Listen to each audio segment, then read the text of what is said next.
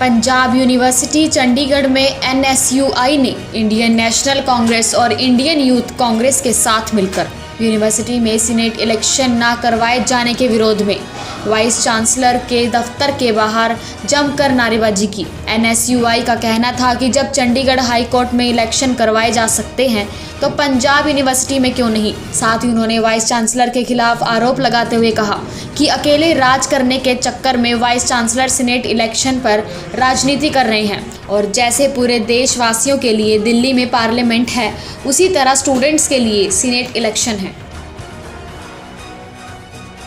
गल कर रहे हैं ਉਹਦੇ ਤੇ दो तरह ਦੀਆਂ व्यूज़ इस वक्त सर्कुलेट हो रहे हैं। अखबारों में भी काफ़ी कुछ आ रहा है और बहुत सारे जो स्टेक होल्डर है उन्होंने एक खदशा भी है क्योंकि पंजाब यूनिवर्सिटी की जी सैनेट की बॉडी है ये एक बहुत ही अपने आप दे विच एक अद्भुत और अलग तरह की बॉडी गवर्निंग बॉडी हैगी है जी कि सिंडीकेट यदि इसको आप कैबिनेट कह सकते हैं और सैनेट जी लार्जर बॉडी हैगी है वो हरेक 4 साल बाद वो इलैक्शन होंगे है वो कुछ मैंबरस नॉमीनेटेड होंगे ने चांसलर साहब तो जो कि भारत के उप राष्ट्रपति भी ने और बाकी जोड़े मैंबर ने कोई 46 जोड़े ने 47 प्लस 2 साढ़े विधान सभा के उत्तों वो मैंबर चुने जाते हैं डिफरेंट कॉन्स्टिट्यूएंसी चों कुछ एक्स ऑफिशियल मैंबर होंगे ने हुण उहदी साडी जिहड़ी सी बुनियाद वो 31 अक्तूबर सी लेकिन 31 अक्तूबर नूं नहीं हो पाई इलैक्शन क्योंकि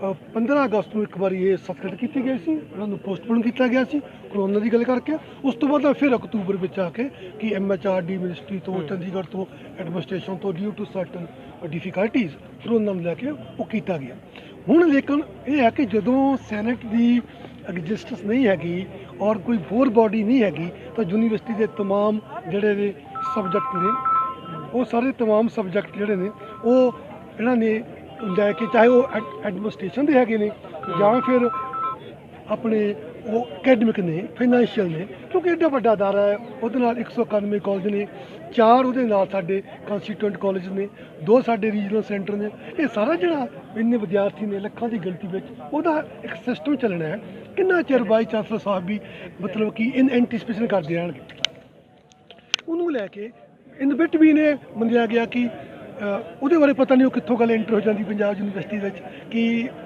ਜਿਹੜੀ ਨਿਊ ਐਜੂਕੇਸ਼ਨ ਪਾਲਿਸੀ ਆ ਉਹਦੇ ਤਹਿਤ ਸਾਰੀਆਂ ਯੂਨੀਵਰਸਿਟੀਆਂ ਨੂੰ ਬੋਰਡ ਆਫ ਗਵਰਨੈਂਸ ਨੇ ਲਾਗੂ ਕਰਕੇ ਰਿਪਲੇਸ ਹੋਊਗਾ ਲੇਕਿਨ ਪੰਜਾਬ ਯੂਨੀਵਰਸਿਟੀ ਦਾ ਜਿਹੜਾ ਐਕਟ ਹੈਗਾ ਉਹ ਪਾਰਲੀਮੈਂਟਰੀ ਐਕਟ ਹੈ ਕਿ ਬੋਰਡ ਆਫ ਗਵਰਨੈਂਸ ਉਹ ਪਾਰਲੀਮੈਂਟ ਐਕਟ ਨੂੰ ਪਹਿਲੇ ਰਿਪੇਲ ਕਰਨ ਤੋਂ ਪਹਿਲਾਂ ਹੀ ਲਾਗੂ ਹੋ ਜਾਏਗਾ ਜਾਂ ਫਿਰ ਜਿਹੜੀ ਬੋਰਡ ਆਫ ਗਵਰਨੈਂਸ ਹੈ ਉਹ ਮੰਨਿਆ ਜਾਂਦਾ ਕਿ ਜਿਹੜੀਆਂ ਪਹਿਲਾਂ ਸੰਸਥਾਵਾਂ ਸਨ ਗਵਰਨਿੰਗ ਬੋਡੀ ਉਹਨਾਂ ਨੇ ਉਹਨੂੰ ਚੁਣਨਾ ਸੀਗਾ ਉਹ ਸੰਸਥਾ ਹੁਣ ਨਹੀਂ ਰਹੀ ਤਾਂ ਕੀ ਉਹ ਇਸ ਵਕਤ ਕੰਟੀਨਿਊ ਕਿਵੇਂ ਕਰੇਗੀ board of governor the Ki local ਸਟੈਂਡੀ ਹੋਗੀ ਇਹ ਸਾਰੇ ਤਮਾਮ ਇਸ਼ੂ ਸਨ ਇਹਨਾਂ ਨੂੰ ਲੈ ਕੇ ਬਹੁਤੇ ਸਟੇਕ ਹੋਲਡਰ ਦਾ ਇਹ ਕਹਿਣਾ ਹੈ ਕਿ ਤੁਸੀਂ ਜੋ ਵੀ ਮਰਜ਼ੀ ਹੈ ਜੋ ਸਿਸਟਮ ਹੋਵੇ ਪਹਿਲਾਂ ਜਿਹੜਾ ਇੱਕ ਯੂਨੀਵਰਸਿਟੀ ਦਾ ਫਾਈਨੈਂਸ਼ੀਅਲ ਐਡਮਿਨਿਸਟ੍ਰੇਟਿਵ ਅਕੈਡਮਿਕ ਅਦਾਰਾ ਹੈ ਉਹਨੂੰ ਚਲਾਉਣ ਵਾਸਤੇ ਸੈਨੇਟ ਜਿਹੜੀ ਹੈ ਇਮੀਡੀਏਟਲੀ ਇਹਦੀ ਇਲੈਕਸ਼ਨ ਕੀਤੀ ਜਾਵੇ नहीं तो जब तक इलैक्शन नहीं होती हालात करके उस समय तक इनू एक्सटेंड किया जाए हुण अगर ऐसा नहीं हो रहा बोर्ड ऑफ गवर्नेंस की भी पोजीशन नहीं क्लीयर हो रही तो एक वैक्यूम च नहीं रह सकता उन्होंने लैके फिर कूटा ने भी धरने दिते अज मैं आके दिख रहा है इतने भी स्टूडेंट भी सैनेटर भी सारे कूटा वाले भी आए हैं वो ये मंग कर रहे हैं कि सानू कम से कम एक क्लैरिटी तो हो कि असी इस वे यूनीवर्सिटी एडमिनिस्ट्रेशन चलाने वास्ते किमें चलेगा this is the main crux of that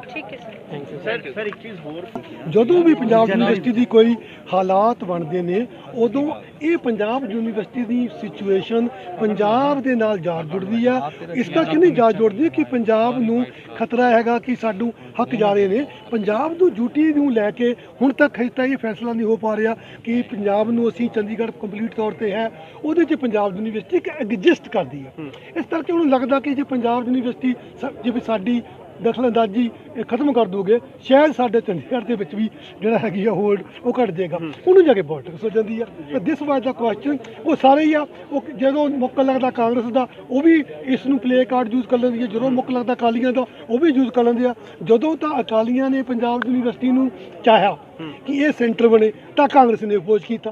ਤੇ ਜਦੋਂ ਕਾਂਗਰਸ ਚਾਹੁੰਦੀ ਸਪੋਰਟ ਕਰਨਾ ਉਦੋਂ ਅਕਾਲੀ ਅਪੋਜ਼ ਕਰਦੇ ਰਹੇ ਆ। ਇਹ ਸਾਰੇ ਦੇ ਸਾਰੇ ਆਪਣਾ ਵੱਖਰਾ ਵੱਖਰਾ ਇੱਕ ਇੰਟਰਸਟ ਆ। ਇਹ ਮੰਨ ਕੇ ਚਲੋ ਕਿ ਰਾਜਨੀਤੀ ਹੁੰਦੀ ਆ। ਅਸੀਂ ਚਾਹੁੰਦੇ ਹਾਂ ਕਿ ਇਹ ਜਿਹੜੀ ਪੰਜਾਬ ਯੂਨੀਵਰਸਿਟੀ ਹੈ ਇਹ ਅੰਜੂਮਨ ਪੰਜਾਬ ਸਾਡੇ ਪੰਜਾਬੀ ਭਰਾਵਾਂ ਨੇ ਸਾਡੇ ਬਜ਼ੁਰਗਾਂ ਨੇ ਉਸ ਵੇਲੇ ਆਪਣਾ ਕੋਈ ਤਿਲ ਫੁੱਲ ਇਕੱਠਾ ਕਰਕੇ ਥੋੜ੍ਹੇ ਥੋੜ੍ਹੇ ਪੀਏ ਇਕੱਠੇ ਕਰਕੇ ਬਣਾਈ ਸੀਗੀ। ਅੰਗਰੇਜ਼ ਨੂੰ ਕਿਹਾ ਸੀ ਇਹ ਪਹਿਲੀ ਯੂਨੀਵਰਸਿਟੀ ਸੀ ਜਿੱਥੇ ਐਗਜ਼ਾਮੀਨੇਸ਼ਨ ਵੀ ਹੁੰਦੇ ਸਨ ਅਤੇ ਜਿੱਥੇ ਵਿੱਦਿਆ ਵੀ ਪੜ੍ਹਾਈ ਜਾਂਦੀ ਸੀ। ਬਾਕੀ ਸਾਰੀਆਂ ਯੂਨੀਵਰਸਿਟੀਆਂ ਐਗਜ਼ਾਮੀਨੇਸ਼ਨ ਸੀਗੀਆਂ। ਇਹ ਤੁਹਾਡੇ ਵਾਸਤੇ ਜੰਗ ਮੁੰਡਿਆਂ ਵਾਸਤੇ ਬੜੀ ਇੰਪੋਰਟੈਂਟ ਹੋਏਗੀ ਇਨਫੋਰਮੇਸ਼ਨ। ਉਹਨਾਂ 'ਚ ਪੜ੍ਹਾਈ ਨਹੀਂ ਹੁੰਦੀ ਸੀਗੀ। ਕੈਲਕੱਟਾ, ਮਦਰਾਸ, ਬੰਬੇ। ਜਦੋਂ ਇਹ ਯੂਨੀਵਰਸਿਟੀ 1882 'ਚ ਨੀਂਹ ਪੱਥਰ ਰੱਖਿਆ ਗਿਆ ਬਣੀ, ਇਹ ਪਹਿਲੀ ਯੂਨੀਵਰਸਿਟੀ ਸੀ ਜਿੱਥੇ ਤੁਸੀਂ ਪੇਪਰ ਵੀ ਦੇ ਸਕਦੇ ਸੀਗੇ। ਉਦੋਂ ਮੈਟ੍ਰਿਕ ਵੀ ਯੂਨੀਵਰਸਿਟੀ ਹੁੰਦੀ ਸੀਗੀ ਅਤੇ ਉਦੋਂ ਤੁਸੀਂ ਇੱਥੇ ਪੜ੍ਹ ਵੀ ਸਕਦੇ ਸੀਗੇ। ਇਹ ਜਿਹੜਾ ਸਾਰਾ ਹਾਲਾਤ ਸੀਗੇ ਉਦੋਂ ਬਣੇ ਤਾਂ ਹੁਣ ਉਹ ਲੱਗਦਾ ਵੀ ਜੇ ਐਡੀ ਵੱਡਾ ਅਦਾਰਾ ਇਹਦਾ ਹੈਰੀਟੇਜ ਸਟੇਟਸ ਹੈ, ਇਹਦੇ ਨਾਲ ਇਹ ਇਕੱਲੀ ਯੂਨੀਵਰਸਿਟੀ ਨਹੀਂ ਹੈਗੀ ਪੜ੍ਹਾਉਣ ਵਾਸਤੇ। ਇਹ ਆਜ਼ਾਦੀ ਲਹਿਰ ਵਿੱਚ ਵੀ ਤਾਂ ਬੜਾ ਯੋਗਦਾਨ ਰਿਹਾ। ਇੱਥੋਂ ਬੜੇ ਬੜੇ ਸਕਾਲਰ ਪੜ੍ਹ ਕੇ ਗਏ। ਉਹਨਾਂ ਨੇ ਆਪਣੇ ਭਟਨਾਗਰ ਵਰਗੇ ਔਰ ਖੁਰਾਨਾ ਸਾਹਿਬ ਵਰਗੇ, ਧਰਮ ਚੌਵਲਾ ਵਰਗੇ, ਜਿਹਨੂੰ ਇਹ ਜਿਹੜੇ ਸਕਾਲਰ ਸਨ, ਬਾਂਬਾ ਸਾਹਿਬ ਵਰਗੇ ਪ੍ਰੋਫੈਸਰ ਬਹੁਤ ਹੀ ਅੱਛੇ ਸਕਾਲਰਾਂ ਨੇ ਇੱਥੋਂ ਉਹਨਾਂ ਨੇ ਫਿਰ ਯੋਗਦਾਨ ਪਾਇਆ ਕਿ ਹਾਊ ਇੰਡੀਪੈਂਡੈਂਸ ਇੰਡੀਆ ਕੈਨ ਇੱਕ ਨੋਨ ਵਾਇਲੈਂਟਲੀ ਸਟਰਗਲ ਜਿਹੜੀ ਸੀ ਉਹਦੇ 'ਚ ਵੀ ਇਹਨਾਂ ਬੱਚਿਆਂ ਨੇ ਯੂਨੀਵਰਸਿਟੀ ਦੇ ਰਹੇ ਸਾਰਿਆਂ ਨੇ। ਸ਼ਹੀਦ ਆਜ਼ਮ ਭਗਤ ਸਿੰਘ ਵੀ ਉਸੇ ਕਾਲਜਾਂ ਨਾਲ ਜੁੜੇ ਸੀ ਜਿਹੜੇ ਪੰਜਾਬ ਯੂਨੀਵਰਸਿਟੀ ਨਾਲ ਐਫੀਲੀਏਟਡ ਸਨ। ਤਾਂ ਉਸ ਕਰਕੇ ਜਦੋਂ ਜੀ ਗੱਲ ਹੁੰਦੀ ਹੈ ਪੰਜਾਬ ਯੂਨੀਵਰਸਿਟੀ ਦੇ ਸਟੇਟਸ ਦੀ, ਉਹਦਾ ਪੰਜਾਬ ਨਾਲ ਜਾਨ ਰਲਦਾ ਹੈ। ਇਸ ਕਰਕੇ ਸਾਨੂੰ ਇਹਦੇ 'ਤੇ ਰਾਜਨੀਤੀ ਨਾ ਕਰਦੇ ਹੋਏ ਸਾਨੂੰ ਚਾਹੀਦਾ ਹੈ ਕਿ ਇਸ ਯੂਨੀਵਰਸਿਟੀ ਨੂੰ ਇੱਕ ਅਕੈਡਮਿਕ ਅਦਾਰੇ ਦੀ ਤਰ੍ਹਾਂ ਰੱਖਿਆ ਜਾਵੇ। ਉਹ ਜਿੰਨਾ ਐਮੀਕੇਬਲੀ ਇਹ ਸੋਲਵ ਹੋ ਜਾਵੇ ਉਨਾ ਚੰਗਾ। ਕਿਉਂ ਇਹਨੂੰ ਪੋਲੀਟਿਕਸ 'ਚ ਪਾਉਣਾ? ਅੱਗੇ ਵੀ ਅਸੀਂ ਹੋਰ ਪਾਸੇ ਤੁਰੇ ਹੋਏ ਹਾਂ, ਹੋਰ ਥੋੜ੍ਹੇ ਵਿਸ਼ੇ ਆ।